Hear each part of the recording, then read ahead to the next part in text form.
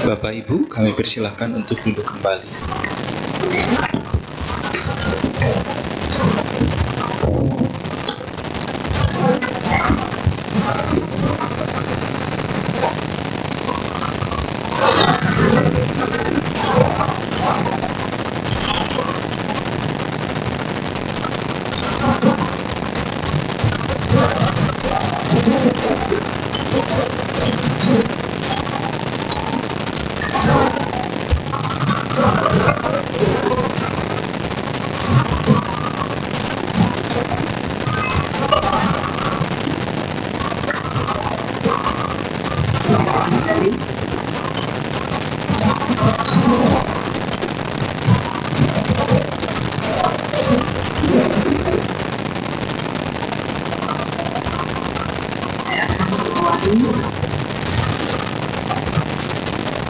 Saya akan mengawali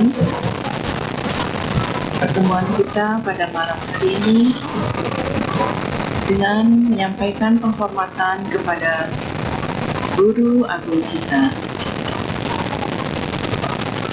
Namo Sakyamuni Buddhaya. Namo Sakyamuni Buddhaya. Namo Sakyamuni Buddhaya. Terpujilah Yang Buddha Sakyamuni. Namo Buddhaya. Selamat suara saja.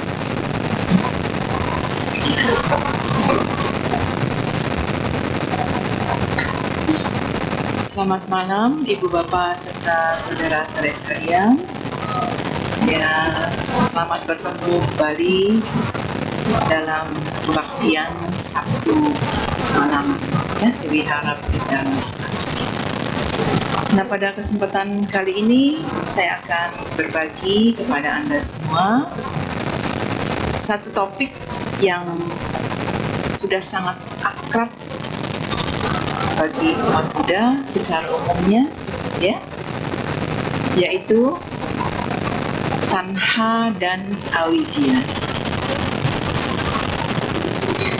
Ada yang belum kenal sama yang namanya tanha dan avidya? Oh, nggak ada yang jawab. Kalau belum kenal, susah ngomongnya. Kalau udah kenal, saya nggak perlu ngomong. Ya, tanha dan avidya adalah bahasa Pali, ya. Di mana suta-suta banyak dituliskan. Di tanha bisa diartikan ke dalam bahasa Indonesia sebagai keinginan atau nafsu-nafsu indriawi, ya, keinginan-keinginan indriawi. Sedangkan avidya adalah kebodohan batin. Jadi bukan kebodohan karena kita tidak sekolah, karena IQ kita di bawah berapa sih IQ? Bawah 80 ya, bawah 100. Bukan kebodohan itu yang dimaksud, tapi adalah kebodohan bagaimana kita tidak mampu untuk membedakan, memahami hal yang baik, yang benar, ataupun yang tidak benar. Nah, kemudian di samping tidak memahami, mungkin kita semua belajar ya untuk coba memahami apa sih yang Buddha ajarkan ya tentang Dharma itu. Tapi ketika kita sudah mulai memahami, kita juga tetap melakukan segala sesuatu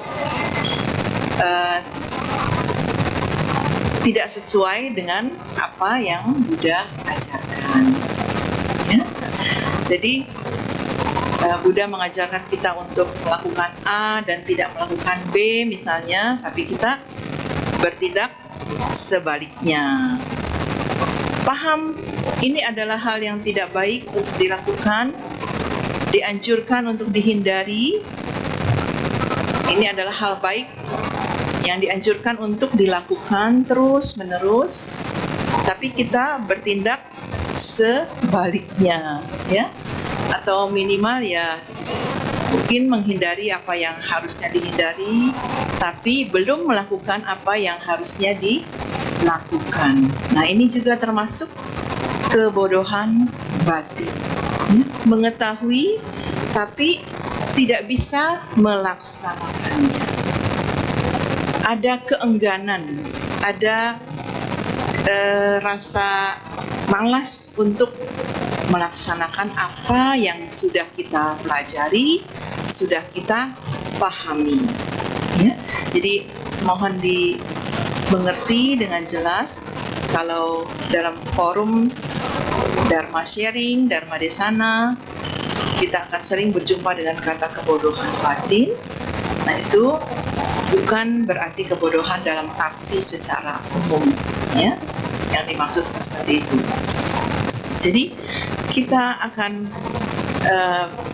bicara mengenai bagaimana keinginan-keinginan indriawi itu, keinginan-keinginan duniawi itu, dan kebodohan-kebodohan batin hanya akan membawa kita kepada jalan penderitaan.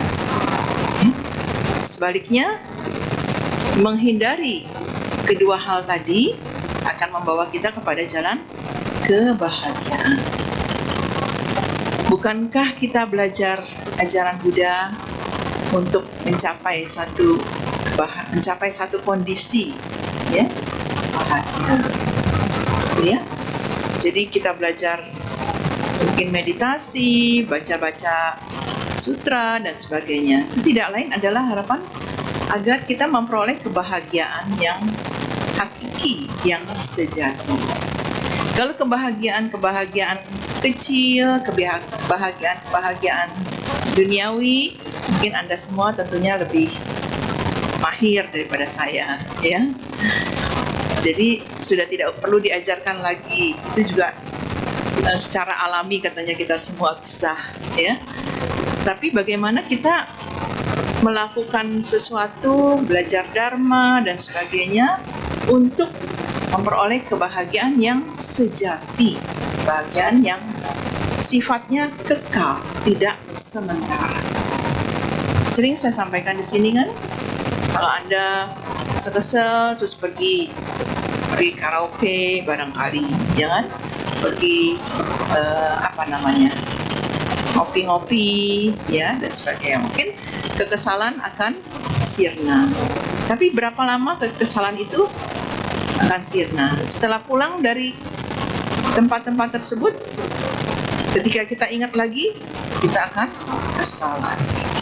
Jadi semua itu solusi yang sifatnya sementara, hanya di permukaan. Baik, tidak berpanjang lebar, saya akan menceritakan kisah dari yang Buddha sampaikan kepada kita, ya. Semuanya ini yang akan saya sampaikan adalah menyangkut tentang keinginan indriawi dan kebodohan batin kita. Dikisahkan dalam kitab suci Dhammapada, ya, kitab suci yang sudah puluhan tahun ini menjadi teman saya. Dikisahkan ada satu saat seorang biku, ya. Jadi dalam kisah ini banyak tentang sangga, ya, biku. Jadi seorang biku yang masih muda, ya, masih uasanya juga baru, menerima dana makanan pada salah satu tempat, ya, di kota, maksud di dalam kota. Kemudian singkat cerita, Pindapata, ya, yang dimaksud Pindapata.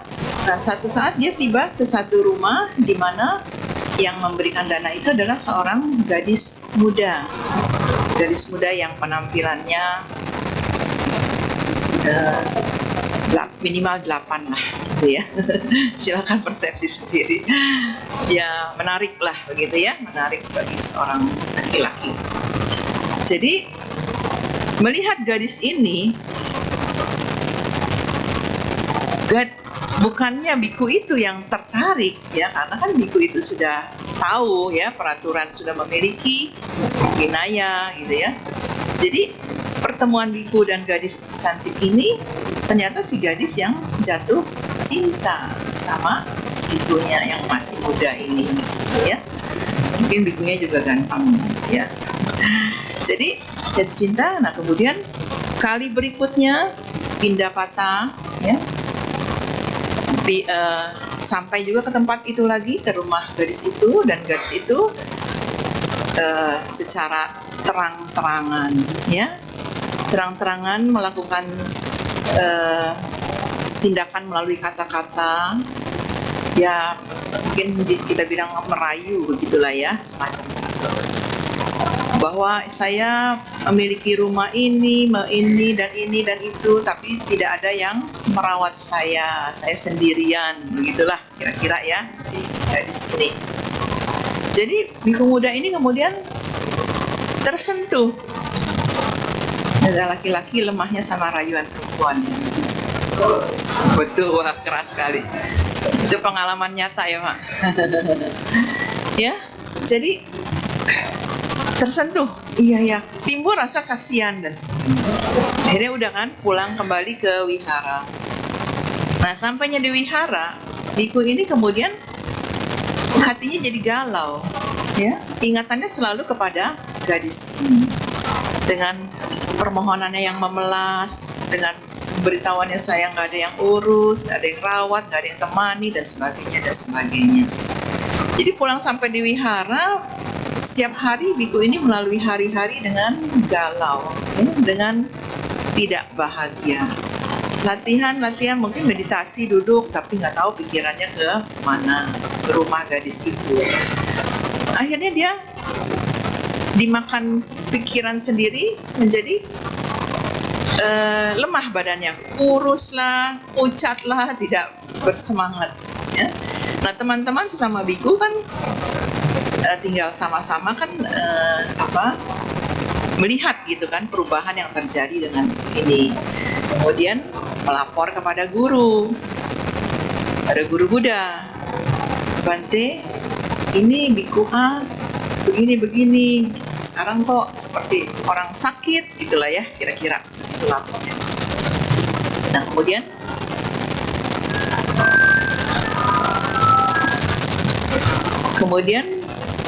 Buddha memanggil pada biku muda ini, pada murid beliau.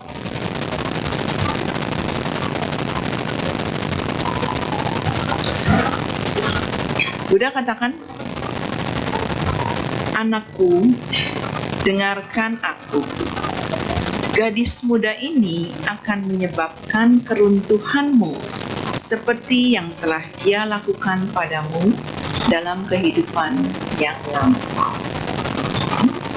Nah, jadi Buddha seringkali menggunakan cara pendekatan seperti ini, yaitu mengingatkan, menasehati murid-murid beliau dengan cara antara lain memberitahu tentang kehidupan lampau orang dimaksud ya. Kemudian Buddha melanjutkan, dalam salah satu kehidupanmu yang lampau, kamu itu adalah seorang pemanah yang ulung, seorang pemanah yang mahir. Nah, pada satu saat kamu memiliki istri, istrinya ya gadis ini yang sekarang. Kalian suami istri. Pada satu saat kalian suami istri ini bertemu dengan seorang pemburu lain gitu ya, seorang lain di perjalanan. Nah, istri kamu ini ternyata tertarik dengan laki-laki itu. Tertariknya itu bukan sekedar cakep loh, tapi ternyata tertariknya sampai ke relung hati. Dengan kata lain jatuh cinta lah begitu ya bahasa kita. Nah, kemudian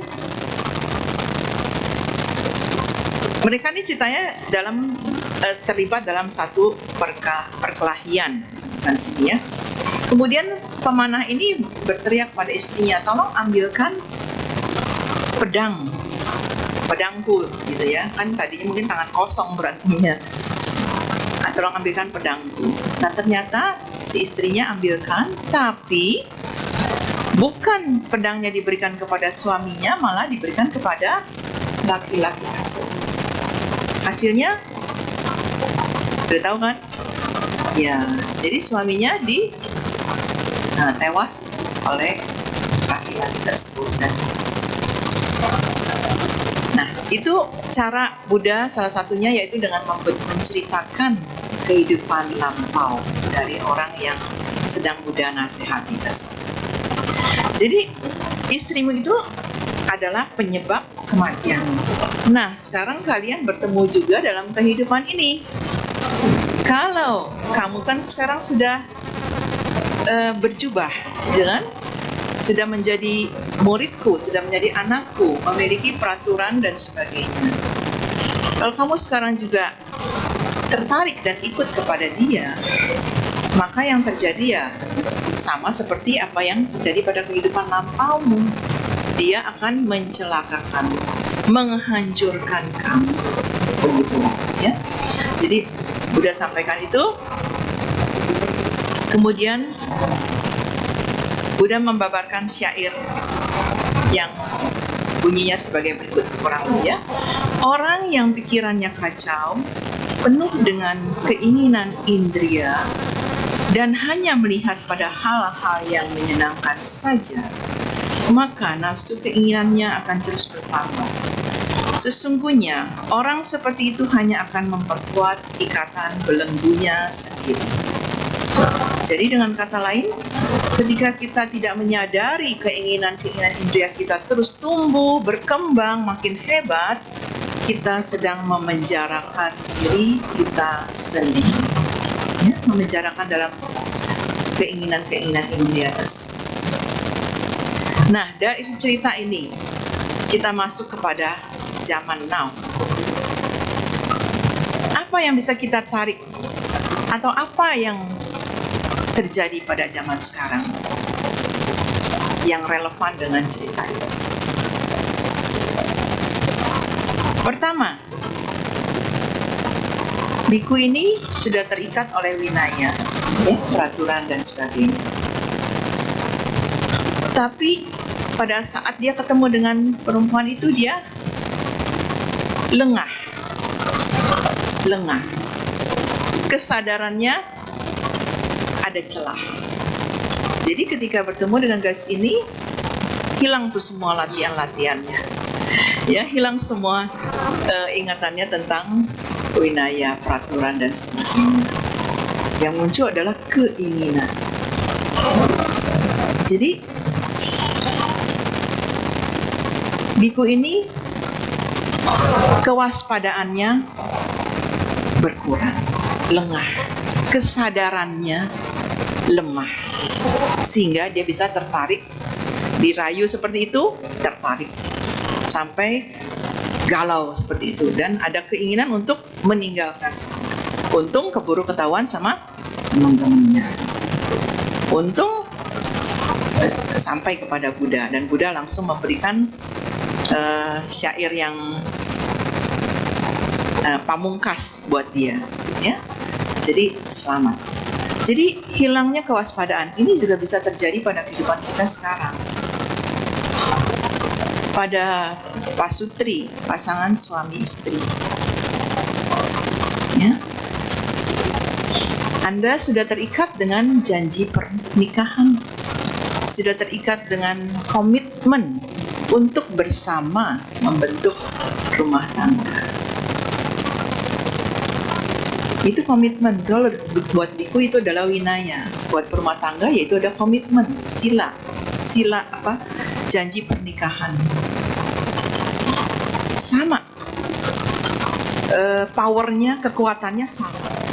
yaitu untuk menjaga, melindungi, bukan membatasi, ya, jangan salah. Winaya sila bukan membatasi tapi melindungi kita. Nah, apa yang terjadi? Mungkin tidak secara fisik, tapi di dunia maya. Ya. Fisik Anda ada di rumah bersama istri, bersama anak, bercengkrama, tapi tangannya begini, ya kan? Sibuk chatting sama yang lain. Itu juga sama, cuma bukan secara fisik. Itu pada saat itu berarti kewaspadaan kita lemah. Lupa, kesadaran kita lupa karena ya itu tadi.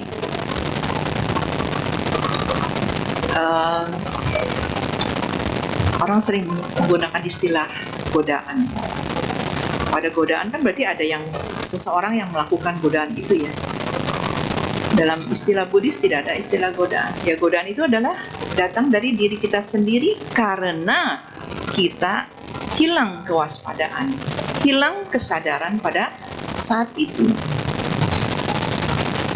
Sehingga muncullah tadi keinginan-keinginan yang tidak seharusnya muncul atau dilakukan oleh kita. Ya. Kemudian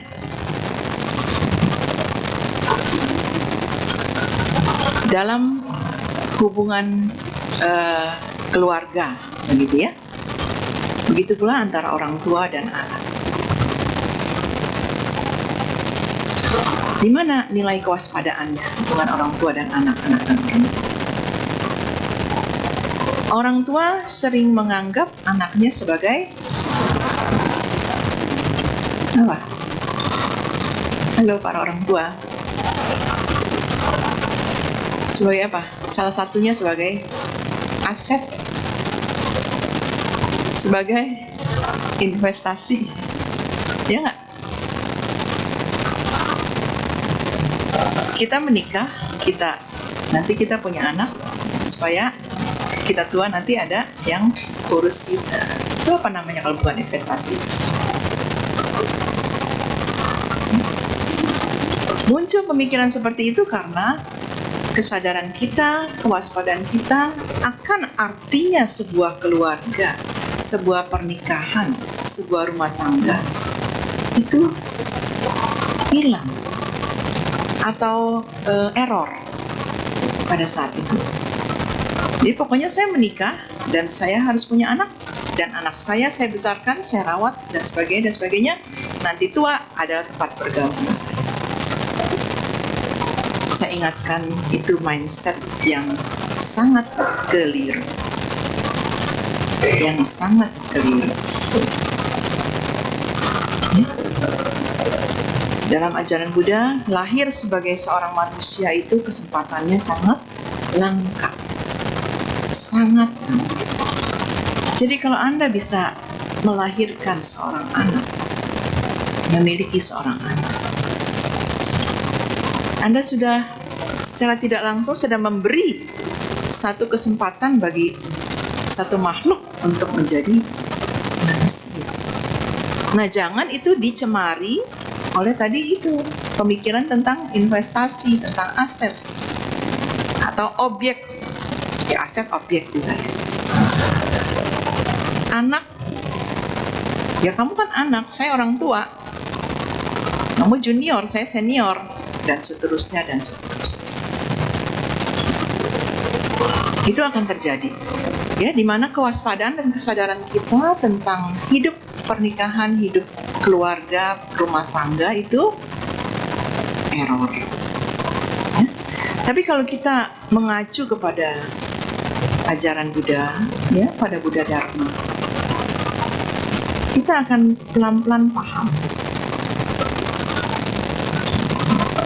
apa artinya memiliki anak, apa artinya merawat, membesarkan, mendidik anak, menyekolahkan, membiayai.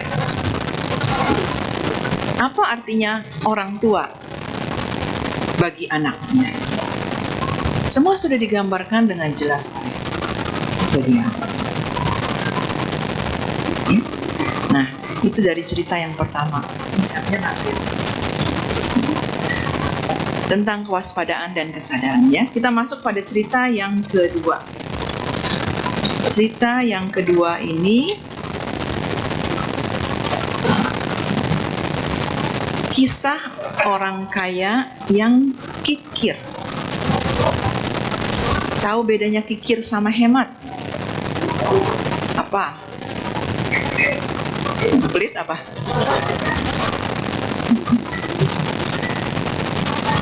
Kalau hemat itu hidup sederhana, menghargai barang, menghargai kehidupan, menghargai berkah. Hemat, tidak boros-boros, tidak menghambur-hamburkan tanpa maksud.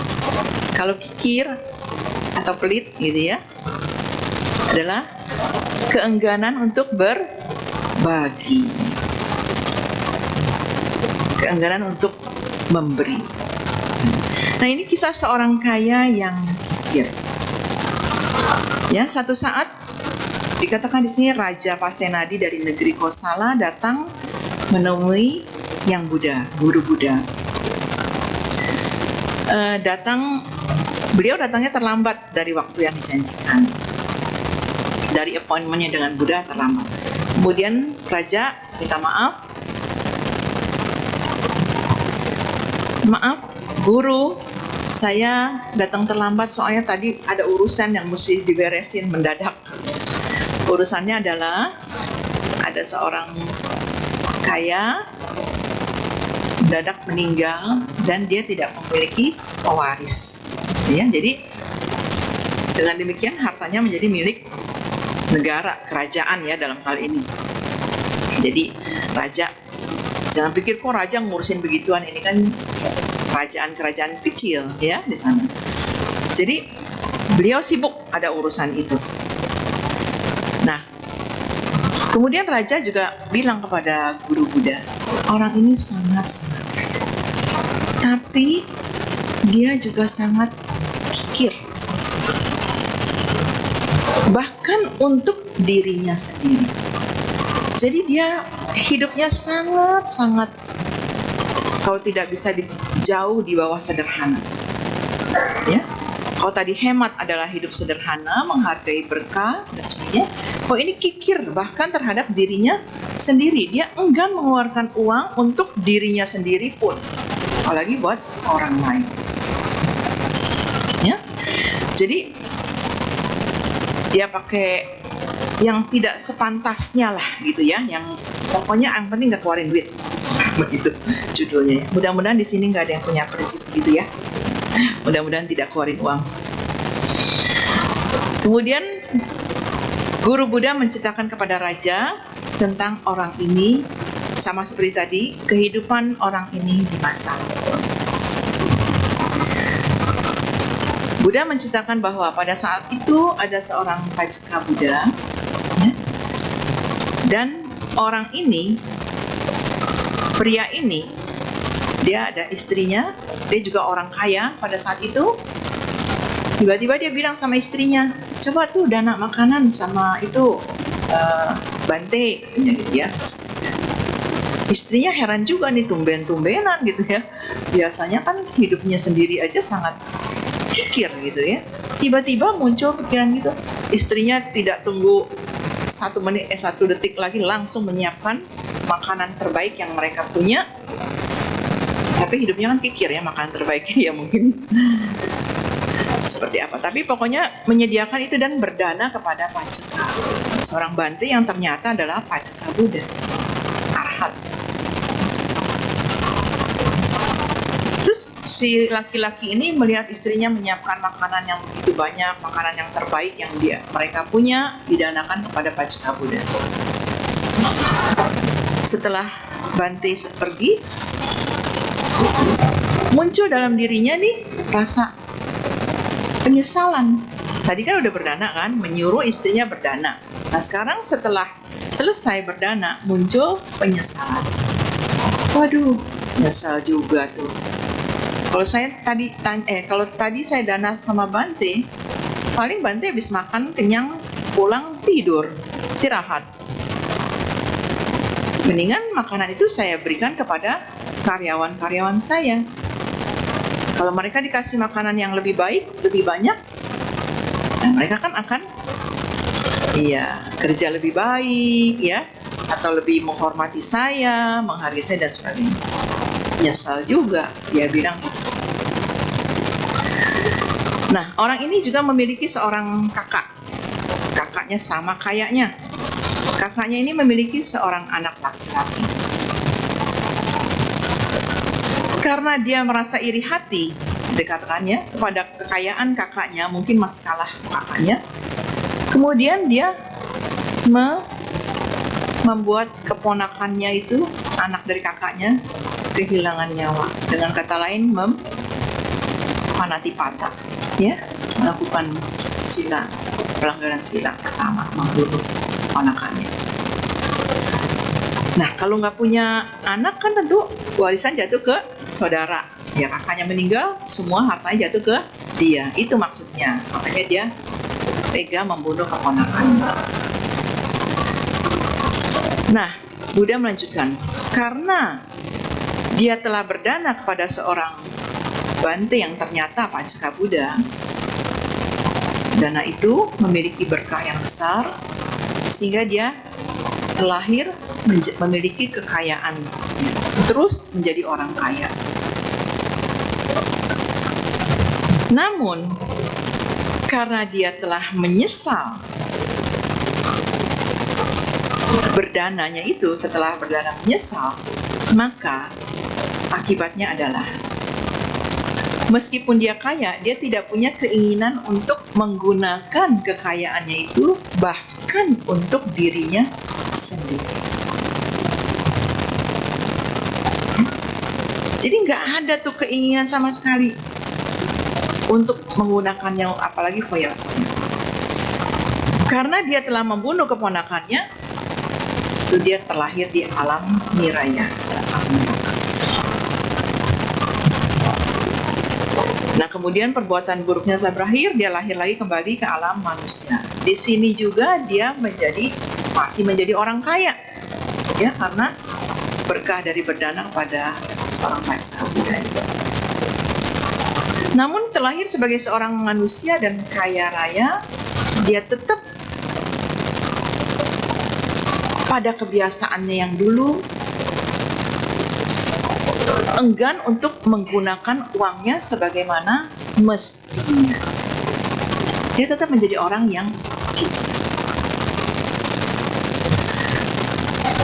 Jadi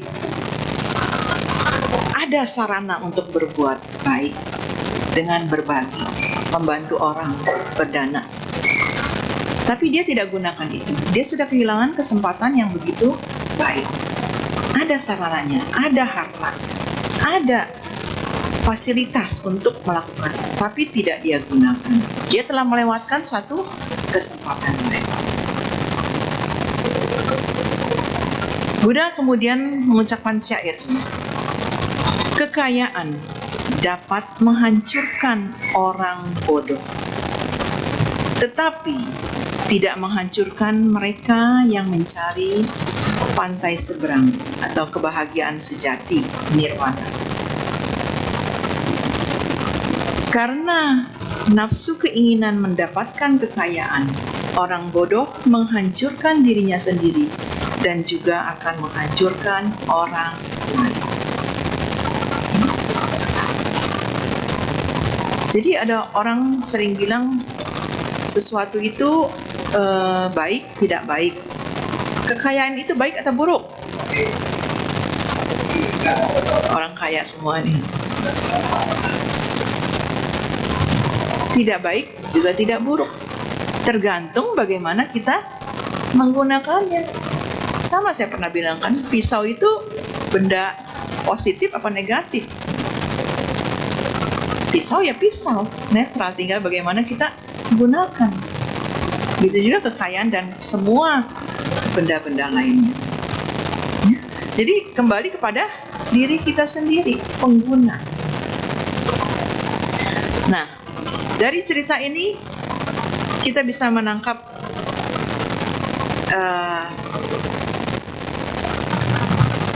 makna, ya, bahwa ternyata orang ini lahir karena berkahnya tadi berdana kepada seorang Pacika Buddha. Dia lahir menjadi orang kaya, lahir lagi orang kaya lagi, orang kaya lagi, orang kaya lagi. Tapi kebodohannya mencegah dia untuk menjadi orang yang murah hati. Dia terus menerus, kayaknya terus menerus, tapi kebiasaan buruknya menjadi orang kikir itu juga terjadi terus menerus. Begitu juga dengan kebiasaan-kebiasaan kita yang lain.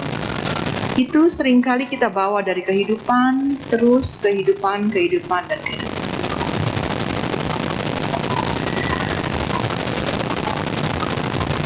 Namanya juga kebiasaan, Suhu.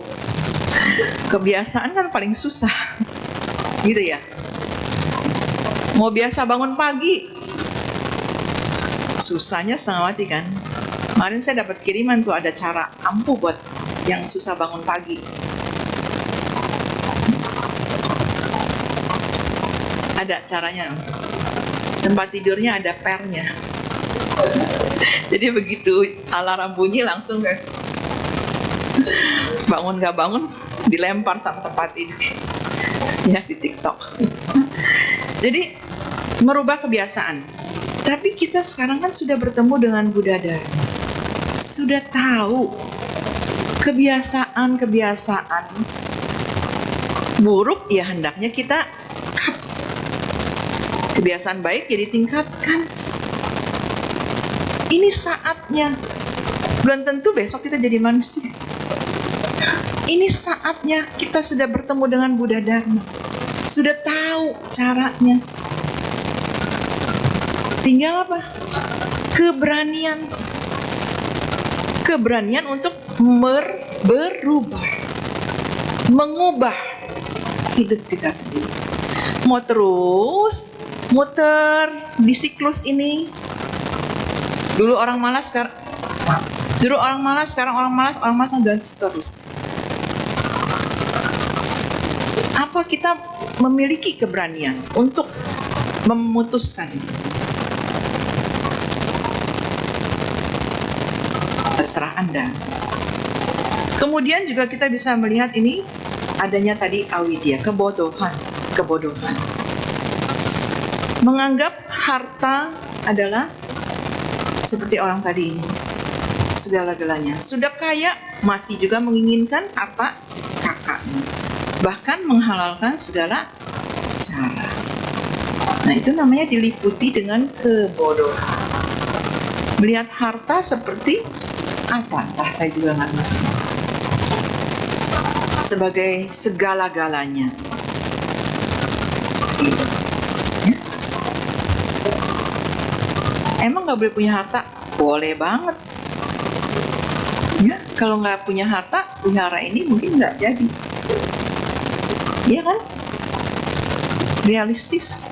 Tapi sekali lagi, bagaimana cara kita mendapatkan kekayaan, cara kita menggunakan kekayaan tersebut. Poinnya di situ.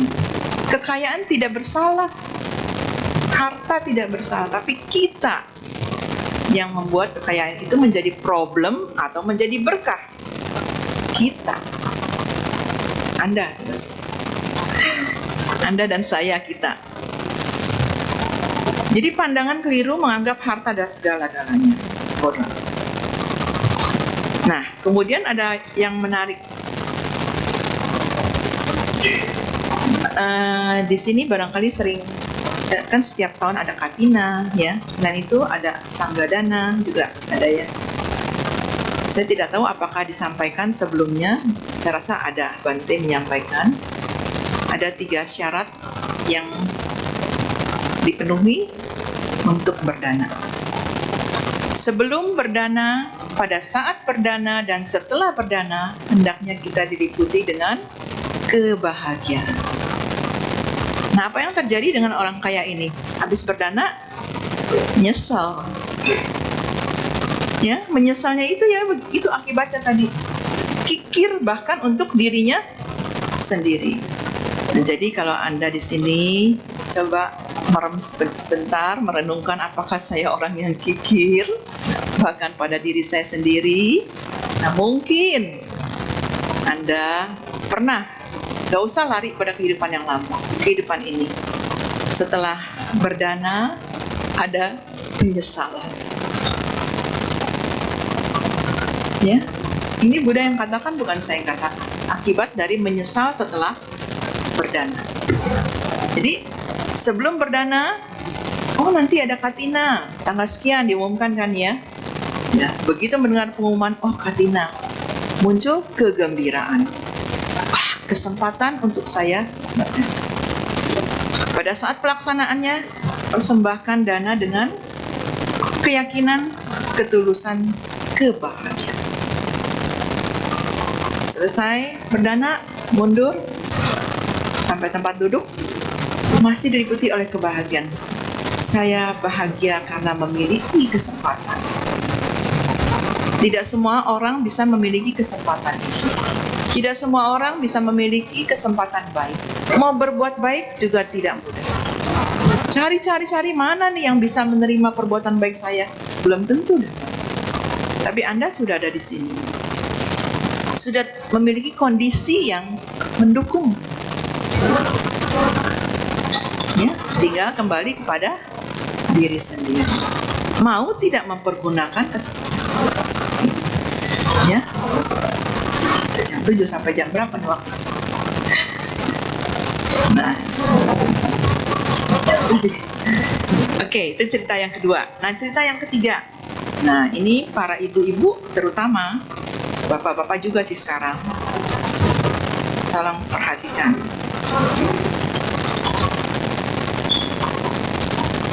Ratu Kema. Pernah ada yang dengar Ratu Kema? Ratu Kema merupakan istri dari Raja Bimbisara. Ia sangat cantik dan juga sangat sombong. Raja Bimbisara adalah seorang pengikut Buddha. Dia sering datang mendengarkan Buddha ceramah dan sebagainya.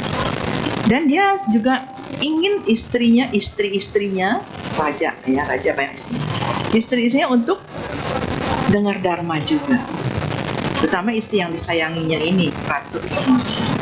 Tapi Ratu Kema pernah mendengar dari orang lain, mungkin dari pelayannya, dari dayangnya, ya, bahwa Buddha sering berkhotbah, dan antara lain dari khotbahnya Buddha itu saya tangkap kayaknya beliau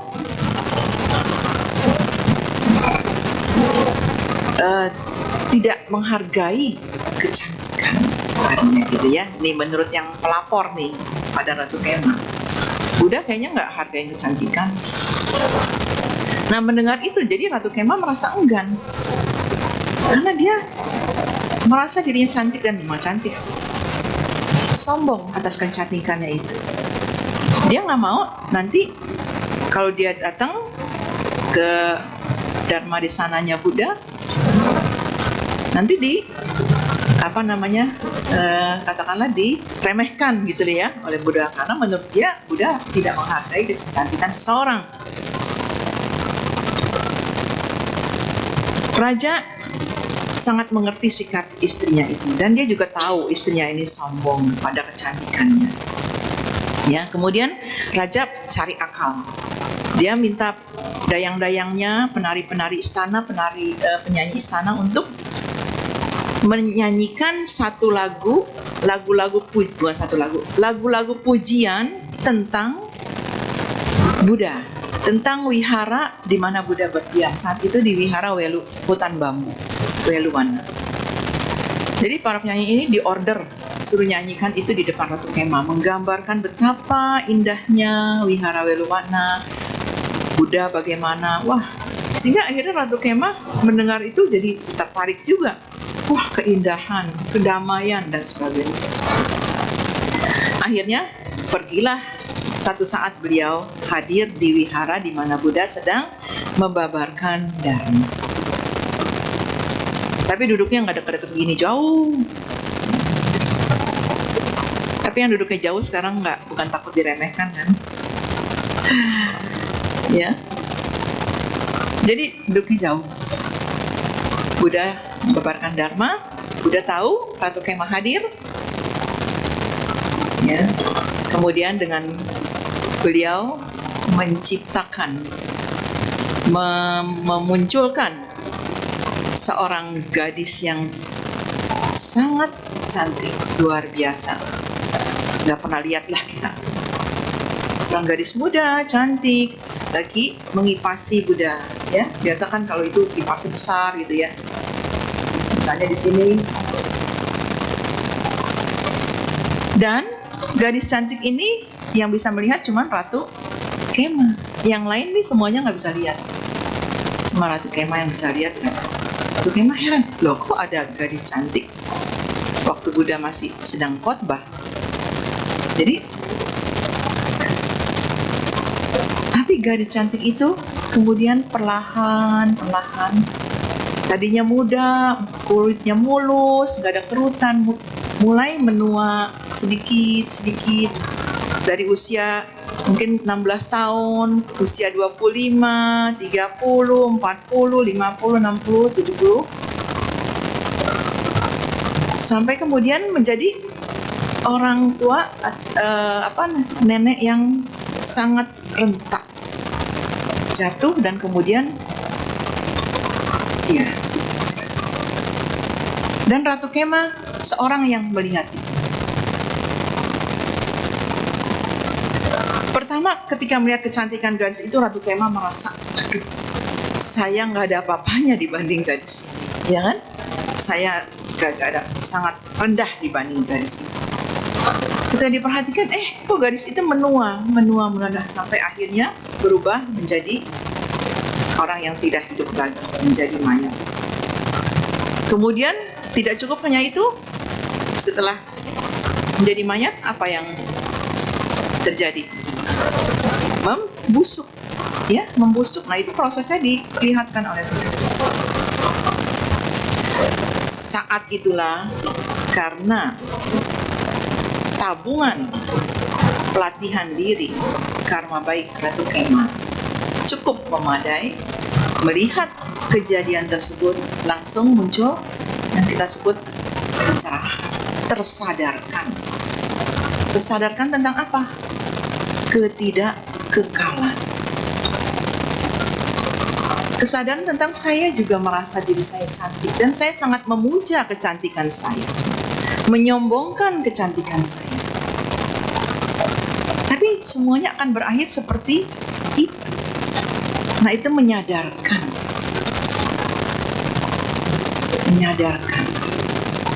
Sehingga kesombongannya langsung dari tingkat Himalaya terus sampai ke Laut Atlantik yang paling dalam. Itu. Menyadari betapa bodohnya diri saya. Ya. Nah, Buddha memantau kondisi batin dari Ratu Kemah, kemudian berkata kepada Ratu Kemah, Kemah, lihatlah baik-baik pada tubuh lapuk ini yang terbalut di sekitar kerangka tulang dan merupakan sasaran penyakit dan kelapaan. Lihatlah baik-baik tubuh ini yang dihargai sedemikian tinggi oleh orang bodoh. Lihatlah pada ketidakberhargaan kecantikan gadis muda ini. Ya. Selesai Buddha mengatakan kalimat-kalimat tersebut, Ratu Kemah mencapai tingkat kesucian pertama. Menang arus, pemasuk arus. Kemudian Buddha membabarkan syair berikut. Mereka yang bergembira dengan nafsu indria akan jatuh ke dalam arus kehidupan, seperti laba-laba yang jatuh ke dalam jaring yang dibuatnya sendiri. Tetapi para bijaksana dapat memutuskan belenggu tersebut. Mereka meninggalkan keinginan-keinginan duniawi tanpa ikatan, serta melepaskan kesenangan-kesenangan indria. Ya, syair ini yang diucapkan. Ya. Pada saat syair tadi terakhir diucapkan, tadi kan Ratu Kemah sudah mencapai pemasuk arus Sotapana. Pada saat khotbah yang tadi diucapkan, Ratu Kemah langsung loncat mencapai tingkat arahat dan langsung diterima menjadi seorang bikuni. Ya, pada saat itu udah ada sangga. Nah, apakah ada Ratu Kemah di sini? Bukan di sini, maksud saya di zaman kita. Banyak ya. Tunjuk tangan boleh. Jadi orang sering bilang, kamu melebih-lebihkan sesuatu atau apa. Bahkan ada kata yang lebih ekstrim lagi, memberhalakan. Nah, Ratu Kemah ini termasuk seorang pemuja berhala. Berhala apa? Berhala kecantikan, berhala fisik. Ya, memuja kecantikan. Nah, zaman sekarang banyak Ratu Kemah yang sombong dengan kecantikannya, dengan penampilannya, lupa ya, bahwa semua diliputi oleh hukum perubahan, akan menjadi tua dan lapuk. Menolak tua, apa yang dilakukan? Rame-rame ke Korea. Menolak kenyataan. Maaf, saya tidak anti oplas. Kalau itu untuk keperluan medis, ya, itu tentu salah. Tapi kalau untuk sekedar mempercantik dan sebagainya itu perlu dipertimbangkan berkali-kali. Ya. Bukan apa-apa. Nanti setelah itu muncul lagi yang berikutnya, oplas lagi. Muncul lagi berikutnya oplas. Hidupnya hanya dipenuhi oleh penderitaan, kekhawatiran nanti muncul lah ya. Nanti ini nggak ya, kerut nggak nanti ini. Belum lagi prosesnya kan. Siapa yang pernah oplas pasti tahu. Saya sih nggak tahu, cuma dengar cerita. Suhu, saya tuh nggak boleh makan makanan panas begini, makan kuah panas, ntar hidung saya. Ya, dia sendiri yang bilang. Dan ini dan itu. Ternyata itu tidak menyenangkan. Tapi bersedia menanggung itu demi eksistensi diri. Taruh di PP. Wah. Tapi PP sekarang bisa pakai AI. Bisa secantik apapun kita bisa ya. Nah, ya udah nggak usah oplas. Pakai AI aja. Kalau nggak pede, pakai AI aja. Nggak usah pusing-pusing oplas. Jadi kita memberhalakan dalam hal ini kecantikan. Memberhalakan dalam cerita tadi ada kekayaan. Karena apa? Ingin pengakuan, ingin eksis. Pengakuan orang itu penting buat saya. Memangnya pengakuan orang itu bisa menghidupi kamu? Bisa kalau banyak follower nanti saya dapat. Ya, di IG, di YouTube ya. Kalau banyak kan dapat income. Oh gitu. Ya, itu lain hal lah, itu memang berbisnis. Tapi adalah poinnya bagaimana kita menerima proses perubahan yang tidak terelakkan oleh siapapun, oleh apapun.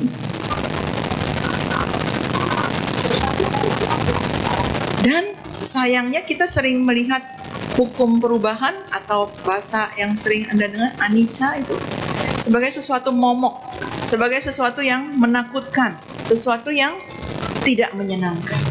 Anicca. Kayaknya sesuatu yang menyedihkan. Anicca tidak menyedihkan, tidak membahagiakan, tinggal bagaimana. hukum perubahan kok apanya yang negatif? Ada seorang guru meditasi nyatakan kalimatnya, bersyukurlah adanya anicca, adanya hukum perubahan. Karena adanya hukum perubahan itu, maka jadilah saya yang sekarang ini. Coba kalau nggak ada hukum perubahan, kita ada di mana sekarang? Katakanlah hukum perubahan berhenti pada saat kita lagi bayi. Ya udah bayi aja terus, ya kan? Tidak ada hukum perubahan. Saat itu hukum perubahan berhenti berfungsi. Jadi jangan dilihat sebagai wah, perubahan itu sesuatu yang menyedihkan. Siapa bilang? Kemarau panjang, panas sekali. Tiba-tiba hujan. Perubahan menyenangkan tidak? Menyenangkan karena mendatangkan kesejukan. Musim hujan, matahari kencang.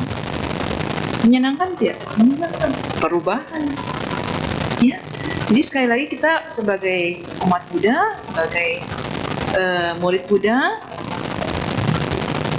belajar menempatkan sesuatu itu di tempatnya yang tepat. Dengan demikian tidak ada lagi pandangan, wah ajaran Buddha pesimis, wah ajaran Buddha tidak menjanjikan, tidak membawa kepada kebaikan. Itu nggak akan ada kalau kita bisa menempatkan hal itu pada tempatnya. Masalahnya kan tempatnya di sini, kita taruhnya di sini. Itulah yang terjadi, penderitaan demi penderitaan yang datang pada kita. Habis sih? Dikit lagi boleh? Ya, jadi yang udah beli tiket ke Korea batalin aja ya. Daripada mengoplas yang nampak, mendingan kita mengoplas batin kita. Ya dengan cara ya ini belajar Dharma. Oplas batin kita. Ingat, yang namanya kita itu bukan hanya tubuh ini. Jadi yang adil dong. Jangan tubuh ini saja yang diperhatikan, tubuh fisik, ya kan? Tapi batinnya yang adalah satu kesatuan. Ini kita pilih kasih. Badan aja yang diperhatikan, dirawat, didandanin, dipoles. Tapi batinnya dibiarkan kering, kerontang, tandus. Kasihan amat. Beri tanah gurun. Kering, nggak tahu, nggak punya harapan. Nggak tahu mau kemana, nggak tahu rasanya kok sedih terus, kok rasanya kesal terus, rasanya menderita terus.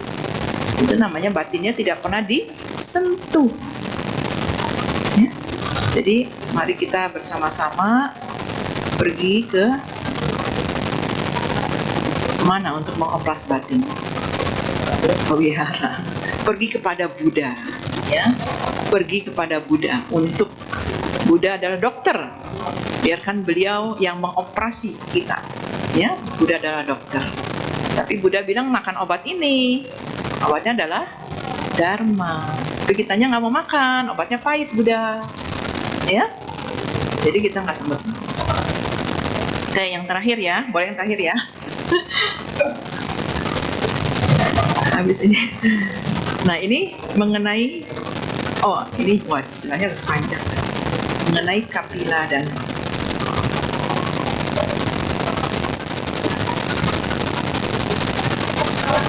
ini juga pada masa Buddha Kasyapa, jadi bukan Buddha Sakyamuni ya, bukan Buddha pertama, jadi Buddha yang cerita, ada seorang biku yang sangat terpelajar dalam kitab suci, jadi menguasai kitab suci, maksudnya hafal, bisa ceramah, semua pokoknya kitab suci, teori, ya. Karena merasa pandai, ya, menguasai ajaran. Padahal kata menguasai ajaran itu sangat jauh dari kebenaran. Karena ajaran nggak bisa dikuasai. Karena menganggap sudah memahami ajaran, menjadi orang pintar, muncul lagi tadi apa? Seperti Ratu Kema adalah sombong,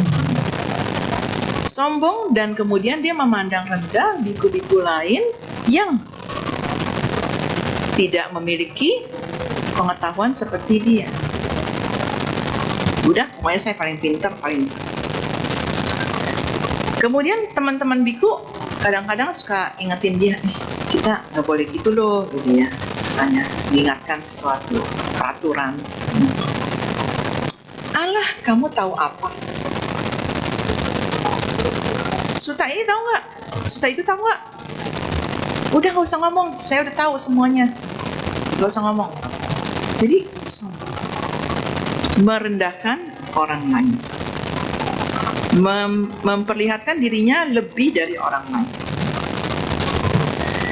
Pada satu saat para biku anggota sangga setiap hari uposatha akan mengulang membacakan patimokkha, ya, winaya, untuk mengingatkan kami, kita semua para biku ini, kita mengulang peraturan-peraturan kita. Nah, biku ini namanya Kapila. Dia kemudian mengatakan kepada biku lain yang mau baca, nggak penting tuh begitu-begituan. Dia bilang gitu ya, apa itu patimokkha? Yang penting mah ini, Sutta, Abhidhamma, ya, nggak penting itu patimokkha winaya. Kemudian dia dengan arogannya, dengan sombongnya meninggalkan kumpulan biku ini. Nah, Buddha ceritakan pada saat itu, karena perbuatan jahatnya ini, yaitu dia mencela, menghina winaya, ya, kemudian meremehkan orang lain dan menganggap dirinya adalah yang paling menguasai dharma. Maka dia terlahir di alam menderita, alam neraka. Nah, kemudian singkat cerita, ada satu saat setelah mengalami kelahiran di alam neraka, lahir lagi sebagai seekor ikan. Nah, pada zaman Buddha Gautama, lahir sebagai seekor ikan tubuhnya berwarna keemasan yang sangat indah. Keemasan, ikan emas, keemasan. Namun mulutnya berbau busuk. Nah, karena dia ada di itu, para nelayan kemudian satu saat menangkap ini kan, ikan bagus sekali, nggak pernah ada nih ikan seperti ini, luar biasa, istimewa. Bawa kepada raja. Raja kemudian bawa kepada Buddha. Ketika ikan itu buka mulut, menyebarlah aroma yang tidak sedap bukan cuma di sini tapi ke seluruh area, gitu ya. Jadi raja kemudian tanya, kenapa ikan yang seindah itu, istimewa itu, kok bisa memiliki yang bau mulut yang tidak enak, menusuk. Nah, tadi Buddha menjelaskan bahwa kejadiannya seperti itu. Dia sangat sombong, ya, merasa sudah menguasai ajaran, memandang rendah orang lain dan menghina, mencela winaya, merendahkan winaya. Ya. Kemudian Buddha tanya kepada ikan itu, kamu tahu nggak setelah kamu dilahirkan di mana? Ikan tersebut memberi isyarat, dikatakan di sini, bahwa ia akan masuk ke dalam alam neraka lagi. Dengan dipenuhi dengan perasaan sedih sebagaimana diperkirakan pada saat kematiannya, ikan tersebut lahir kembali di alam neraka untuk menerima perbuatan buruk, akibat perbuatan buruknya. Kemudian Buddha menyampaikan khotbah tentang manfaat mengkombinasikan antara belajar dan praktek. Jadi beliau menekankan belajar dan saya berkali-kali ada di sini, saya selalu mengingatkan kita semua, Dharma bukan untuk konsumsi intelek kita. Dharma adalah keseharian kita. Dharma adalah hidup kita. Untuk itulah Buddha berjuang sekian puluh tahun membabarkan Dharma, tidak lain agar Dharma hidup di dalam diri kita, agar Dharma ada dalam setiap aspek kehidupan. Ya, ini contoh pandai teori tapi praktek nol. Ya. Jadi akhirnya yang muncul apa? Karena hanya pandai berteori, yang muncul apa tadi? Kesombongannya, ya, keserakahan karena ingin dihormati, karena kepandaiannya, dan kehausan. Kehausan itu termasuk keserakahan. Kehausan akan nama baik, akan penghormatan, akan puja dan pujian, itu termasuk dalam keserakahan. Bahkan sampai mencela winaya. Itu bagaimana? Itu saya nggak habis pikir. Ya kan? Seorang biku terpelajar kemudian sampai menghina winaya, padahal winaya itu adalah pengganti dari Buddha. Ya, Dharma winaya itu adalah pengganti dari Buddha. Saya rasa cukup sampai di sini. Saya akan menyimpulkan sedikit. Jadi semua apa yang dikisahkan dalam kitab suci Dhammapada ini sangat relevan dengan kehidupan kita saat ini. Karena sesungguhnya Dharma memang sangat universal, ya, tidak lapuk oleh waktu. Dharma seperti ini. Cuman ya kita kembali lagi kepada kita, mau tidak menggunakan mestika, permata yang berharga ini untuk membawa kita kepada kebahagiaan sejati, jangan kebahagiaan receh, ya bahasa sekarang, kebahagiaan receh, kebahagiaan yang sejati. Mau atau tidak? Untuk itu diperlukan keberanian untuk mengambil langkah, keberanian untuk memiliki komitmen, untuk bertekad mengubah diri saya, mengubah hidup saya. Itu. Sayang, kesempatan yang sudah sangat baik, kita sudah bertemu dengan Buddha Dharma, tapi kita cuek-cuek dan kita mengulang lagi kesalahan-kesalahan kita dari kehidupan. Ya. Saya rasa itu yang ingin saya sampaikan. Poin intinya kepada Anda semua, sekali lagi, praktek Dharma itulah yang Buddha inginkan dari kita semua. Ya. Terima kasih atas perhatiannya.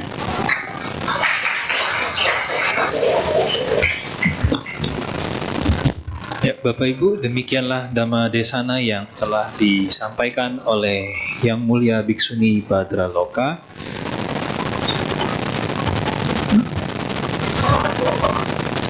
Kasih waktu aja.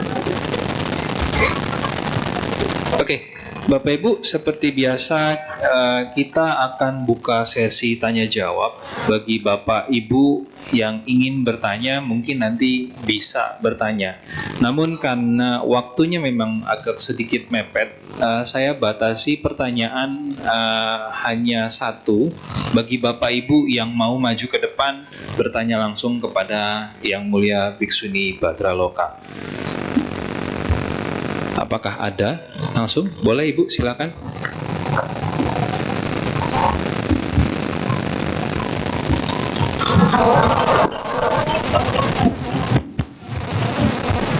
Selamat malam, Namo Buddhaya Bhikkhuni. Saya ingin bertanya, kalau saya mendengarkan selalu khotbah, itu banyak kondisi bahwa setiap kali Sang Buddha untuk memaparkan Dharma, orang yang mendengarkan dari kekotoran batinnya tinggi bisa menjadi orang suci. Nah, dalam kondisi seperti kehidupan kita saat ini, saya rasa banyak di antara kita itu yang mungkin sering ke wihara, kemudian sering juga mendengarkan Buddha Dharma. Tetapi kita hidup berulang-ulang, mungkin hari ini habis pulang wihara, sekarang di wihara mungkin pikirannya bisa baik gitu ya. Setelah pulang kita mungkin bergaul dengan keluarga, nanti kapan-kapan ke kantor, pikiran kita bisa terkontaminasi. Nah, bagaimana caranya supaya kita mempertahankan, supaya kita itu minimal tidak jatuh menjadi lebih rendah, atau kalau bisa mencapai kesucian, itu adalah yang terbaik bagi kita. Terima kasih.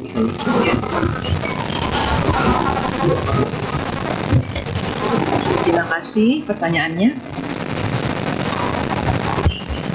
Nomor 1, bertekad. Memiliki komitmen untuk berubah. Semua diawali dengan tekad. Bagaimana guru agung kita menjadi Samasa Buddha? Diawali dengan tekad yang beliau pupuk kehidupan kalpa demi kalpa.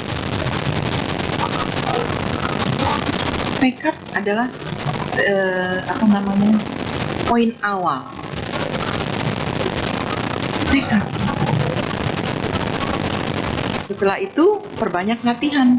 Perbanyak latihan dalam hal ini adalah ya kewihara lebih rajin, mendengarkan dharma dan sebagainya, ya. Merawat batin lebih sering. Dengan kita lebih sering melatih diri, merawat batin, itu kita sedang membangun benteng, pelindung, sehingga tidak mudah kontaminasi, ya kan? Seperti cerita tadi, biku muda yang ya usia juga muda, mungkin juga baru menjadi biku, misalnya ceritanya tadi, ketika hatinya dikilik-kilik oleh seorang gadis cantik, langsung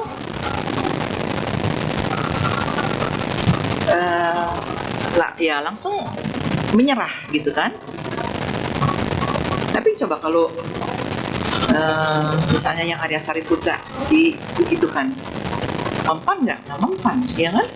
Bahkan Buddha Gotama sendiri juga kan digoda oleh putri-putri Mara, begitu hebatnya digambarkan, udah nggak mempan karena tekad beliau sudah begitu membaca, baca yang paling kuat ya, udah membaca, dan latihannya juga kuat. Itu caranya, tidak ada lain caranya untuk ya tadi, supaya kita jangan jatuh gitu kan, minimal mempertahankan kondisi ini, atau kalau bisa menjadi lebih baik. Bergaulah dengan orang-orang yang bijaksana, ya, tanda kutip dikatakan. Jadi jangan bergaul dengan orang-orang yang bodoh batinnya, begitu. Itu adalah salah satu cara.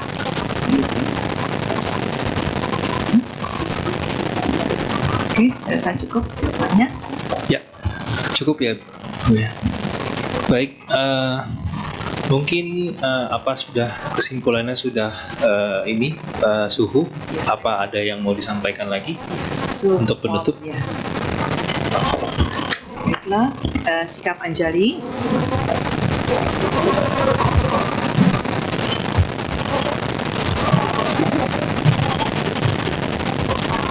Kami bersyukur dan berterima kasih kepada Guru Buddha, para bodhisattva, para makhluk suci, penebar dharma, bahwasanya pada malam hari ini kami semua bisa berkumpul untuk berdiskusi atau berbagi dharma yang kami yakin akan menjadi pedoman hidup kami, yang akan membawa kami kepada kebahagiaan sejati.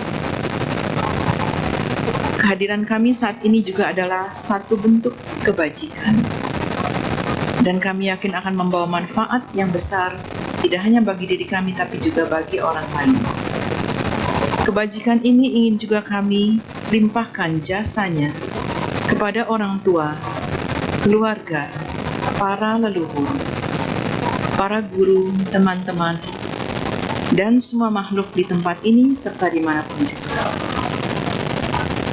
Biarlah mereka semua bergembira mendapat limpahan jasa ini, mendapatkan juga manfaat dharma. Terbebaslah semua dari penderitaan, berbahagialah semua makhluk. Terima kasih. Terpujilah Yang Buddha. Namo Buddhaya. Namo Buddhaya. Bapak Ibu, demikianlah sesi tanya jawab dan juga Dhammadesana yang telah disampaikan oleh Yang Mulia Bhiksuni Badra Loka. Bapak Ibu mohon untuk berdiri karena Yang Mulia Bhiksuni akan meninggalkan Dhammasala.